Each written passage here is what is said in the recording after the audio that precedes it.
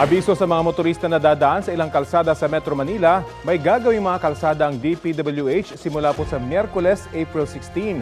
Kabilang dyan ang mahigit 20 road repair sa ilang kalsada sa Quezon City, tulad sa Commonwealth Avenue, Quirino Highway at Payatas Road. Gayon din sa C5 Road, Katipunan at E. Rodriguez Jr. Avenue. May roadworks din sa northbound ng Magallanes Flyover sa Makati City, kaya magkakaroon ng partial closure.